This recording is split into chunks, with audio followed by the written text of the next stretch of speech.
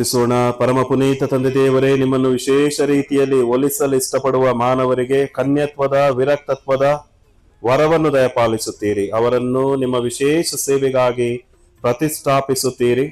ಸ್ವರ್ಗ ಸಾಮ್ರಾಜ್ಯದ ಬೆಳೆ ಹೇರಳವಾಗಿದ್ದರೂ ಕೆಲಸಗಾರರು ವಿರಳ ಎಂದು ಪ್ರಭು ಯೇಸು ನುಡಿದರು.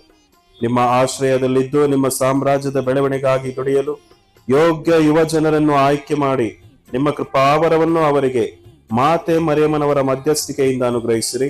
ನಮ್ಮ ಪ್ರಭು ಯೇಸು ಕ್ರಿಸ್ತರ ಮುಖಾಂತರ ನಿಮ್ಮನ್ನು ಪ್ರಾರ್ಥಿಸುತ್ತೇವೆ.